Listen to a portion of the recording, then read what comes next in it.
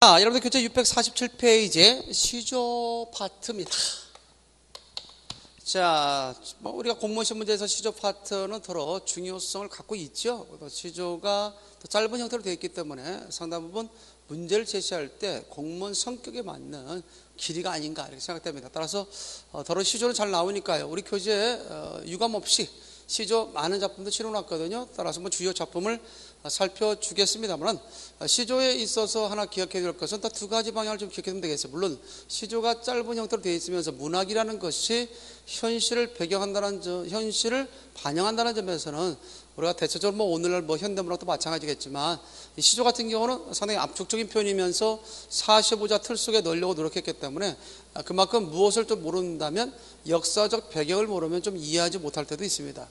그렇기 때문에 역사적 배경을 좀 고려해서 이해해 두는 것이 좋을 것 같고요. 더더구나 시조와 관련해서 나올 경우는 주제를 파악하는 유형의 문제랄지 아니면 시조 속에 나와 있는 어휘와 관련해서 그 어휘의 뜻을 묻는 문제가 시험 문제 출제가 됩니다. 이와 같은 것을 고려해서 여러분들에게 이제 수업 시간에 전개할 거고요. 또한 중요한 것은 이런 시대적 배경을 또 일일이 역사적인 어떤 측면을 또 우리가 자세하게 또 이야기한다라고 하는 것은 국어 선생의 몫은 아니고 아마 이거는 한국사 시간에 좀 더 질문을 통해서 배울 수 있는 내용이 아닌가 생각하면서 이런 것들을 감안하기 위해서 또는 이것을 좀 줄이기 위해서 여러분들의 그 책에는 주제별로 시조를 엮어놨다는 점, 그런 점에서 상당 부분 시험에 접근하기 용이할 것이라고 생각이 됩니다. 그런 점에서 한번 좀 우리가 얘기할 수 있어야겠다. 그렇다고 해서 국어 시험에 시조를 제시한 상태에서 시조와 관련된 역사적 배경이 아닌 것은 이런 식의 문제는 안 나와요. 이거는 다분히 국사에 연결될 수 있는 내용이고 국어에서는 그런 역사적 배경을 직접적으로 물어보지는 않는데 내용을 파악함에 있어서 역사적 배경을 알면 좀 더 쉽다라고 하는 것이죠. 자, 대결의 시조와 관련해서는 시조는 일단 명칭과 관련돼서 얘기하실 때 떼시자에다가 고를 조자를 쓰죠. 따라서 자칫 떼시자를 쓰지 않고 글시자를 쓰는 줄 알고 하면 틀립니다. 시조는 대체적으로 떼시자를 쓴다. 그러면 이것은 뭐의 준말이냐? 명칭의 어떤 기원과 관련돼서 보면 명칭의 기원은 우리가 소위 이세춘이라는 사람에 의해서 명칭이 부여됐는데 그 이세춘이가 부여했던 것이 시절 가조라는 것이거든요. 그럼 시절 가조라는 것은 어떤 뜻을 가질까? 그 시대에 유행하는 노랫가락. 자, 그 시대에 유행하는 노랫가락의 의미가 바로 이런 시절 가조라는 명칭이었고요. 그 시절 가조를 줄여서 시조가 된 거죠. 자, 그 정도면 알면 되겠어요. 그렇다면 이와 같은 것은 어디에 밝혀져 있을까? 이게 근거. 이것의 근거는 신광수라는 사람이 있어요. 신광수라는 사람의 석북집이라는 문헌에 이와 같이 제시가 되어 있습니다. 석북집이라는 문헌에 이와 같이 제시가 되어 있다. 그래서 과거에는 이세춘이가 이와 같은 명칭을 부여했다는 근거는 어디에 나와 있느냐 하면 신광수의 석북집에 나와 있다는 점. 자, 그렇다면 시조에 있어서 형식의 기원은 어디서 왔겠느냐? 명칭의 기원이 있지만 형식의 기원은 여러 가지로 쓸 수 있습니다. 우리가 보면 민요로부터 왔다라는 것도 있겠고, 더불어서 우리가 기억할 수 있는 것이 정업사도 역시 시조의 기원으로 주고 있는 거죠. 그 다음에 우리 향가 가운데는 19채 향가. 19채 향가가 시조의 기원을 볼 수 있습니다. 왜냐하면 19채 향가가 내용상으로 볼 때 내용적인 어떤 측면으로 분류되면 442 내용상으로 크게 세 부분으로 나눌 수 있죠. 그런 점에서 이때 앞에가 초장이다. 그 다음에 두 번째가 중장이다. 세 번째가 종장이다. 이렇게 내용상 세 부분으로 나누어지는 시조와 상당히 흡사하죠. 그런 점에서 19채 향가가 시조의 기원이 됐다. 우리는 앞서 제망매가 창기 파랑가를 얘기한 적이 있습니다만 이런 제망매가를 제시한 상태에서 제망매가는 시조의 기원이 됐다. 이렇게 하면 맞는 말이 되는 거죠. 그 다음에 그 아홉구 첫머리가 감탄사로 시작된다는 점. 아홉구 첫머리가 감탄사로 시작된다는 것이 또한 시조의 기원으로 볼 수 있다라는 거죠. 왜냐하면 대체로 시조에 있어서 고시조를 보면은 종장의 첫 음보를 아이야 또는 어즈버 뭐 이런 감탄사가 나오거든요. 뭐 그런 것들이 과거 19체 한가에 있어서 연장선으로 본다는 겁니다. 이 밖에 이제 우리가 고려소교도 있죠.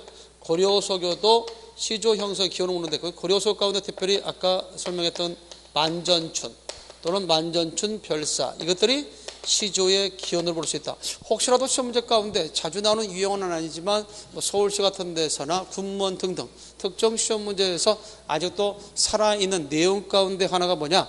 다음 중 시조의 기원으로 볼 수 없는 것은 뭐냐 그랬을 때 1번 정읍사, 2번 2번 고려소교 만전춘 별사, 3번 그 다음에 민요, 4번 사구체 향가. 그럼 답은 사구체 향가 되겠죠. 19체 향가가 시조의 기원이 됐다는 것도 기억해 둘 필요가 있습니다. 자, 그러면서 우리가 시대 개관, 시조 후 시대 개관을 잠시 설명해 보면은 우리 얘기할 수 있겠죠.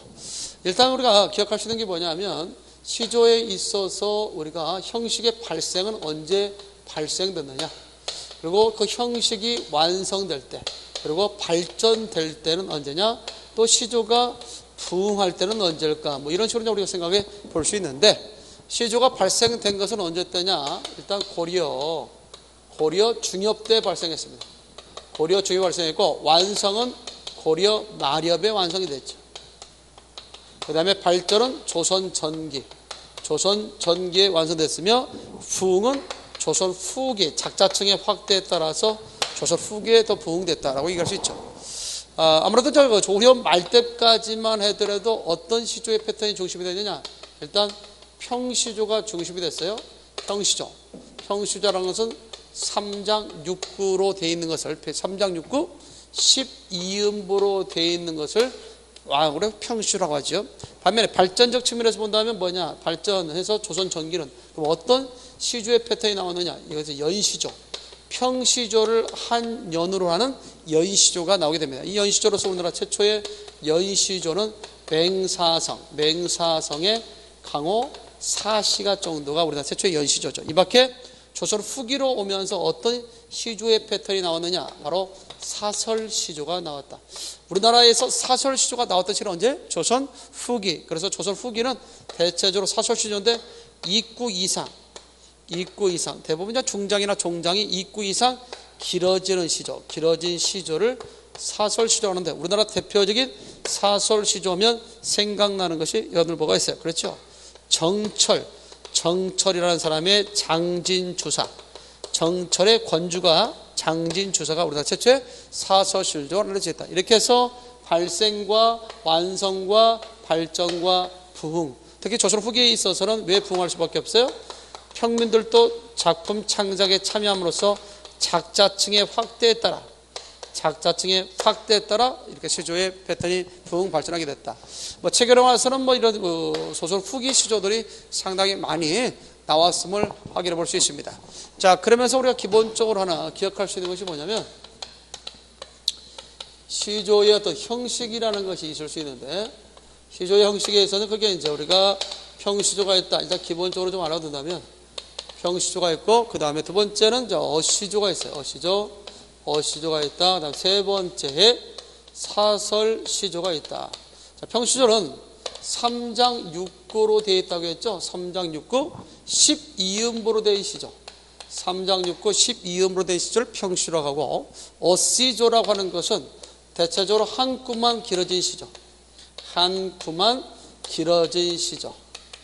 이렇게 한 구만 길어진 시조를 어시조라고 합니다. 사설시조는 대체로 중장이 대부분 길어지는데 2구 이상 길어진 시조를 우리가 소위 사설시조라고 해요. 이때 이 말을 자칫 바꿔가지고 2구만 길어진다면 틀려요. 2구만 길어진 게 아니라 2구 이상 길어진다. 어시조는 한 구만 길어진다. 그래서 이 어시조를 달리 뭐라고 말하기도 하냐면, 이런 어시조 같은 경우가 우리가 중형시조라고 이렇게 하죠. 반면에 사설시조 같은 경우를 장형시조라 이렇게 얘기하고, 또 때에 따라서는 평시조를 단형시조라고 이야기하게 된다는 점도 알고 있으면 되겠습니다. 특별히 사설시조는 누가 주축이 됐다는 점? 평민계층이 중심이 됐다는 것과 그 다음에 대체적으로 조선 전기 형태에 있어서 운문 형태가 산문 형태로 넘어가면서 사설 시조가 발생했는데 운문에서 산문으로 넘어가는 과정 속에서 시조가 산문화되는 과정이죠. 그러니까 시조가 산문화되는 과정에서 형성된 즉 운문이 산문화되는 과정도 마찬가지고요. 형성된 시조의 파격 형태, 시조의 파격 형식이 뭐냐? 파격이 바로 사설 시조도라고 이렇게 생각하면 되겠습니다. 이런 정도의 기본적 이해는 우리가 해둘 수 있어야 되겠다. 그래서 좀 더 중요하기 때문에 여러분들 교재 647페이지에 사설 시조에 대한 기본적 이해. 그래서 우리 사설 시조를 장시조 또는 장형시조 또는 다른 말로 이제 우리가 농한다에서 다소 이제 그 지배 계층에 대한 비판적 요소를 담고 있기 때문에 농시조라고 합니다. 농할 농자 써가지고 임금을 막 임금처럼 만드는 거죠. 그래서 농할 농자입니다. 그래서 농시조라고 말하기도 한다는 사실을 기억할 필요가 있습니다. 자, 그래서 여러분들 교재 잠깐 보니까 그런 내용들이 나오죠. 그러면서 조선 후기로 넘어가면서 대표적으로 가단의 형성과 그 다음에 시조집들의 창작들이 많이 이루어집니다. 그래서 더욱더 시조가 부흥 발전하는 계기를 갖는데 대표적인 가단의 형성으로서는 경정상 가단, 승평계, 노가제 가단 등이 있고요. 이 밖에 시조집으로서 우리가 최초의 시조집으로서 청구영은 해동가요, 그 다음에 가곡 원류 같은 것들이 있는데 이거 외에도 우리가 대표적으로 조선 후기에 이러한 시조집들이 많이 되는데 시조집 같은 경우도 이제 그 시조를 묶어 놓을 때 집이라는 것은 모음하네요. 뭐게 모을 집자니까 시조를 모아놓는데 어떻게 모았느냐? 다음과 같은 기준들이 있겠죠. 그럴 때 외워야 됩니다. 시조집을 할 때 그 기준이 혹시 나올 수 있으니까 이렇게 외워두면 됩니다. 고주가 천곡하야 해작의 가곡을 불렀다. 이런 식으로 알아두면 됩니다. 고주가 천곡하야 해작의 가곡을 불렀다. 고호면 이것은 고금가곡이라는 시조집이죠. 주제별로 엮었다. 그 다음에 청구영어는 우리나라 최초의 시조 고시조집으로서 곡조별로 엮었다. 그 다음에 해동가요는 작가별로 엮었다. 작가별. 그 다음에 가곡원료는 곡조별로 엮었다. 이렇게 해서 주요 시조집에 있어서의 그 시조집을 우리가 만들 때 기준이 있겠죠. 그 기준 외워두면 되겠습니다. 그래서 고주가 천곡하야 해작의 가곡, 고주, 천곡, 해작, 가곡 이렇게 생각하면 되겠고요. 특별히 이거 외에도 이제 우리가 최다 시조 수록집이라고 볼 수 있는 병화가곡집 이형상이라는 사람에 의해서 써진 병화가곡집은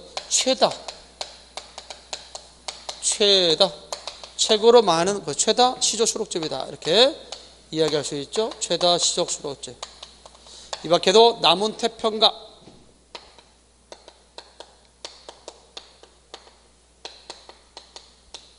남운태평가가 있는데 이 태평가는 우리나라의 대표적인 한글 시조집이라는 데 의미를 갖고 있다. 따라서 이렇게 주요 시조집들이 있다. 과거에 여러분들을 속이려고 이런 식의 문제가 나온 적이 있죠.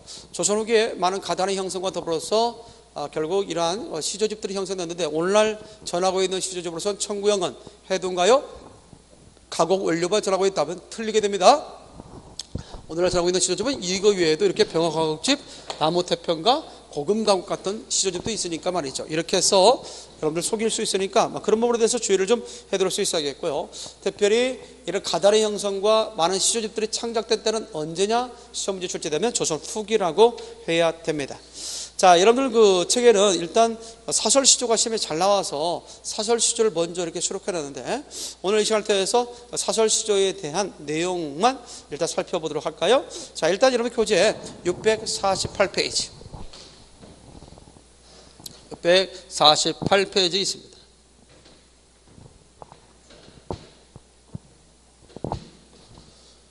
자, 648페이지와 관련돼서 제시할 수 있는 내용의 사설시죠.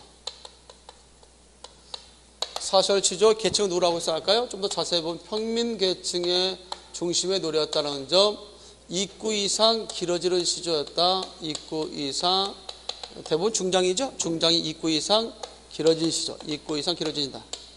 자, 그러면서 가장 대표적인 중 하나가 이거는 소위 그 문학적 미의식으로 얘기한다면 골개미가 들어가 있는데, 주로 골개미 속에는 뭐가 있죠? 풍자성과 더불어서 해악성이 있다는 거예요. 자, 풍자성과 더불어서 해악성이 있다. 이런 것들이 상당히 중요한 요소 가운데 하나입니다. 자, 그렇다면 한번 우리 시조, 사설 시조의 내용을 한번 살펴보도록 하겠습니다. 자, 개를 연하면 기로되 요 개같이 얄미우랴. 미우님 오면은 꼬리를 회회 치며 치드락 나랬더락 반겨서 내닫고, 여러분들 교재 살피고 있죠? 648페이지에 있습니다. 고님 오면은 뒷발을 버둥버둥 무르락나르락 캉캉 젖어서 돌아가게 한다. 쉰밥이 그른그른 난들 너 먹일 줄 있으랴 라고 했죠. 어때요? 님을 만나지 못한 것에 대한 그런 뭐랄까요? 그런 처지와 상황을 개에게 화풀이하는 형태가 되어 있습니다. 그렇지 않겠습니까? 따라서 우리가 개를 빗대서 님을 만나지 못한 것에 대한 아쉬움과 안타까움과 외로움이 드러나 있다는 점, 그렇다면 이 부분에 있어서는 대체적으로 어때요? 현실과 관련돼서 어떠한 측면이 더 돋보인다고 볼 수 있겠습니까? 그렇죠? 대체적으로 상황이 볼 때 어때요? 자기에게는 처절한 상황, 외로움의 어떤 상황, 님으로부터 버림받은 상황을 개에다 빗대서 간접화시킴으로써 표현하고 있다는 점, 이것은 다분히 해악성이 돋보인다라고 얘기할 수 있습니다. 그러므로 첫 번째 작품 님을 기다리는 마음에 있어서는 개의 사물에 빗대서 결국 자기 자신에 대한 님으로부터 버림받은 상황과 처지를 승화시켜서 표현하고 있다라는 점에서 우리가 소 해악성이 드러났다 볼 수 있는 것이고요. 그 다음에 우리가 기억할 수 있는 가운데 648페이지에 있어서 작품 하나 더 할까요? 나무도 바위도 없은 매에게 쫓긴 가투리 안과, 이때 안이라는 말은 심정, 마음이라는 뜻입니다. 마음과 이 안이라는 말, 안을 잘 알아둬요. 안이라는 말은 여기에서는 마음의 의미로 쓰였다는 사실을 기억할 필요가 있습니다. 그래서 나무도 바위들도 없는 매의 산에 매에게 쫓긴 까투리의 심정, 마음과, 야 정말 정박하겠네요. 숨을 곳이 없죠. 매에게 쫓겼는데 산도 없습니다. 나무도 없습니다. 바위도 없습니다. 그런 바위도 없고 산도 없는, 즉 나무도 없는 그러한 산에 매에게 쫓긴 까투리의 심정이 얼마나 다급하겠습니까? 또한 대천바다 한가운데 일천석 시름배에 노도 잃고 닷도 잃고 용총이라는 것은 돛줄입니다. 가끔 이런 어려운 단어가 나오면 그 어휘에 대해서 잘 기억해야 돼야 됩니다. 용총도 끊어지고 돛대도 꺾어지고 빠지고 바람 불어 물결 치고 안개에 뒤섞여 잦아진 날에 갈 길은 천리만이 남았는데 사면이 거뭇어득 점은 천지정막 같이 놓을, 이 같이 놓으란 말은 사나운 파도죠. 사나운 파도 떴는데 수적, 야 해적을 만났군요. 해적 만난 도사공의 마음과, 야 이 도사공의 마음도 상당히 절박한 상황에 있네요.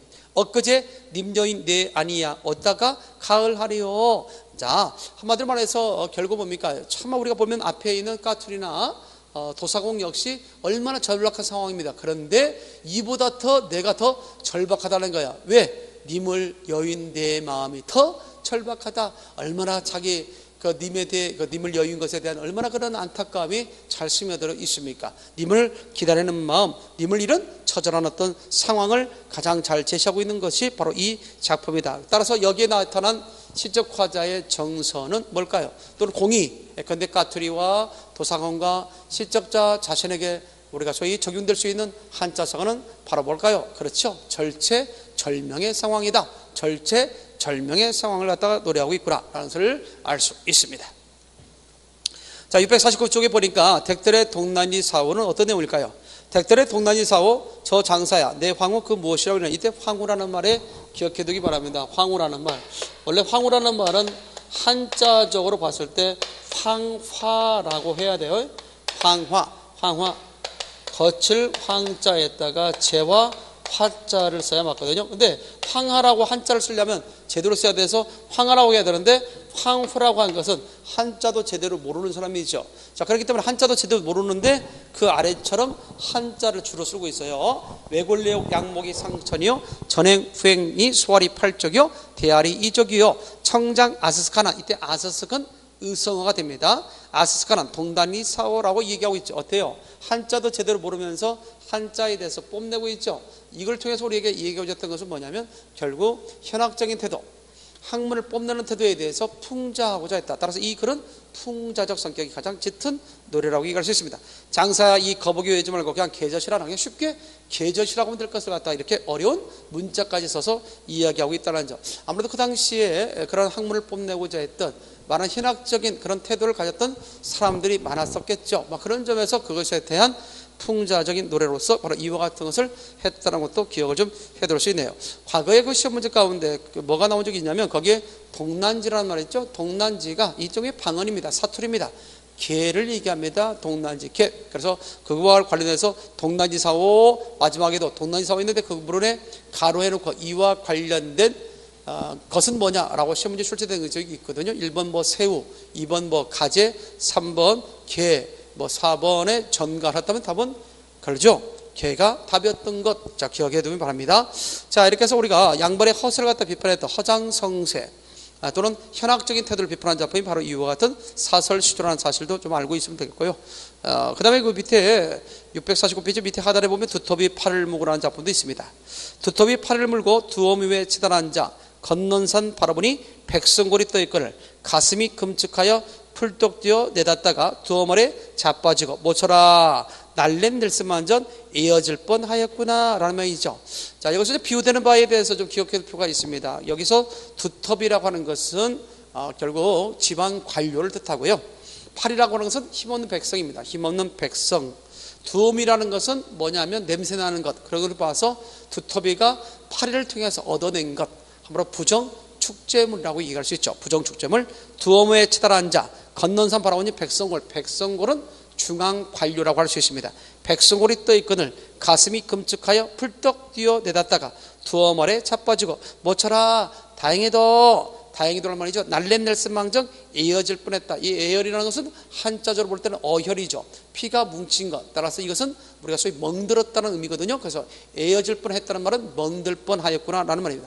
자, 여러분들 상식적으로 생각할 때 두터비가 빠릅니까? 그렇지 않죠. 두터비가 빠른 사람이 아니잖아요. 그런데도 불구하고 자기 자신은 행동이 빨랐기 때문에 다른 애들은 다 당했지만 자기는 당하지 않았다라고는 한마디로 허풍을 들고 있고요. 더 나아가서 허장성세를 하고 있는 경우죠. 마치 냉수 먹고 이쑤시는 것처럼 되어 있다는 거 아니겠습니까? 관련된 내용들 나오면 한자성어로서 기억할 수 있어야 되겠다. 특히 초장 부분에 관련된 한자성어입니다. 두터비, 즉 두터비가 파리를 두터비가 또 백성을 먹었다는 점에서 보면 먹이 사슬 관계 속에서 보면 약육강식, 그래서 초장과 중장까지 연결되는 측면에서 보면 내용상 약육강식이라는 한자성어와 연결될 수 있을 것 같고요. 그 다음에 또 하나 우리가 보게 되면 초장만 가지고 얘기한다면 파리가 두터비에서 엄청난 괴롭힘을 당해서 그 재산을 다 뺏기는 거 아니겠습니까? 그런 점에서 가렴주구, 초장과 관련을 줄 수 있는 한자성어는 가렴주구. 초장과 중장을 통해서 얻을 수 있는 것은 뭘까요? 그렇죠? 우리가 생각할 수 있을 때 약육강식의 논리가 적용됐다는 것이고, 그 다음에 마지막 종장 부분에 있어서는 뽐내죠. 자기에서 허장성세와 관련되어 있다, 이렇게 얘기할 수 있죠. 그래서 관련된 한자성어가 아닌 것은 뭐냐, 이런 식의 질문이 나올 수 있습니다. 관련돼서 좀 기억을 해두는 게 좋겠죠. 자, 그 다음에 또 하나 중요한 것들은 뭘까요? 이것도 또 생각해 볼 수 있죠. 650페이지 보더라도 아주 재미있는 내용이 나와요. 거기 보면 바람도 쉬어넘는 고개라는 작품이 있죠. 자, 바람도 쉬어넘는 고개, 구름이라도 쉬어넘는 고개, 산진이 수진이. 이때 산진이 수진이 해동청 보라면은 전부 다 매의 이름이라는 것도 기억해 두기 바랍니다. 산진이 수진이, 그 다음에 해동청 보라매 잘 기억해 두시고요. 이 밖에 다 쉬어넘는 높은 장성용 고개. 자, 매조차도 얼마나 그 고개가 높으면 쉬어간답니다. 그런데 그 너머에 님이 왔다 하면 나는 아니 한번 쉬고 넘으리라. 야, 얼마나 님에 대한 보고 싶음이 간절하면 매조차도 너무 높아서 쉬어 넘는 고개를 자기는 한 번도 쉬지 않고 넘어간다는 얘기예요. 님에 대한 아주 간절한 그리움이 담겨 있음을 이런 식으로 표현하고 있다는 점도 기억해 두면 되겠고요. 그 다음에 여러분들 교재 651페이지 보니까 발가벗은 아이들이 있습니다. 발가벗은 아이들이라는 것은 깨벗은 아이들이죠. 깨벗은 아이들이 거미줄태, 이 거미줄태는 잠자리채를 얘기합니다. 잠자리채를 들고 개천으로 왕래하며 발가숭아 발가숭아, 여기서 발가숭아는 고추 잠자리라고 생각하면 돼요. 고추 잠자리야 고추 잠자리야, 저리 가면 죽느니라, 이리 오면 사나니라, 불어나니 발가숭이로다. 아마도 세상 일이 나 이런가 하노라 할 때 세상 일은 어떤 일일까요? 예, 그렇습니다. 발가벗은 아이들이 발가숭아 고추 잠자리를 괴롭히는 거 아니겠어요? 그런 점에서 보면 이거 역시 약육강식이 적용되는 현실에 대해서 풍자 비판하고 있는 작품이라고 생각할 수 있습니다.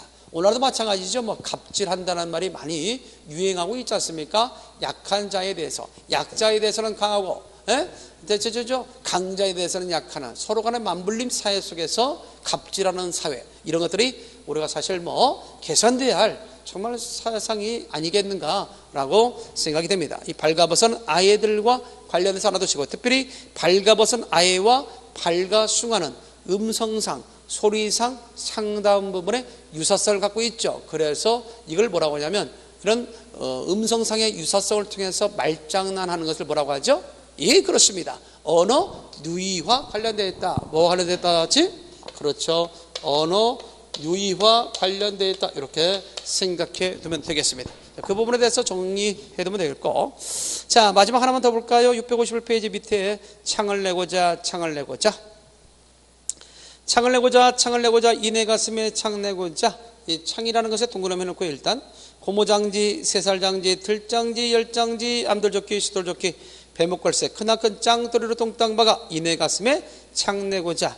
이따금 하 답답할 쯤면 여다져 볼까 하노라. 이렇게 되어 있네요. 특별히 이 내용과 관련해서 기억해 두어야 할 것은 결국 답답한 심정이 있을 때 창이라도 내 가슴에 대어서 결국 그 창을 열어서 내 답답한 심정을 달래고자 하는 시적자의 그런 적극적인 의지를 엿볼 수 있다. 따라서 이때 창이라는 것은 시적 화자의 적극적인 의지, 답답한 심정을 이겨내고자 하는 시적 화자의 적극적인 의지가 담긴 매개체다라고 생각해 두면 되겠습니다. 그래서 창 내고자, 창을 내고자, 이내 가슴에 창 내고자, 고무장지, 새살장지, 여기서부터는 대체로 열거법을 통해서 창을 낼 때 필요한 종이랄지 또는 결국 어떤 재료 또는 우리가 연장을 제시하고 있는 거죠. 암돌조끼, 수돌조끼, 배목걸새로 큰나큰 짱돌을 똥땅 박아 이내 가슴에 창 내고자. 이따감이라는 건 부사죠. 하도 역시 부사입니다. 그래서 이따감은 오늘날 이따금에 해당되는 내용이죠. 이따금. 이때 하는 뒤에 무엇을 꾸미는, 그렇죠, 답답하다를 꾸미는 부사로 보면 되겠죠. 자, 이따금 하 답답할 쯤면 여다져 볼까 하노라 라고 되어 있습니다. 답답한 마음을 적극적으로 달래고자 하고 이겨내고자 하는 그러한 시적 화자의 적극적인 삶이 잘 드러나 있는 작품. 선생님, 그걸도 어떻게 돼요? 가슴에 어떻게 창을 내겠습니까? 그렇죠? 상당히 해학성이 돋보이는 작품이다 라고 이해할 수 있습니다. 따라서 사설 시조는 해학과 풍자가 깃든 것들이 대부분입니다. 그래서 대체적 문학적 미의식으로 얘기한다면 골개미와 관련되어 있다라고 얘기할 수 있겠습니다. 자, 이런 부분에 대해서 관심을 갖고 공부할 수 있기 바랍니다. 자, 지금까지는 주로 사설 시조를 중심으로 이야기를 했습니다. 이런 것들이 이제 우리가 요즘에 그 시험 문제에 있어서 사설 시조 부분에 상당히 많이 나왔던 부분이 있기 때문에 먼저 건드려 줬고요. 또한 단시조, 짧은 형태의 시조와 관련해서는 주제적 양상을 가지고 내용별로 쭉 분류해 가는데, 자, 요 문제에 대해서, 이 내용에 대해서는 잠깐 쉬었다가 다음 시간부터 연결해서 같이 또 해 나가도록 하겠습니다. 시조 2 시간을 기대해 두시기 바랍니다.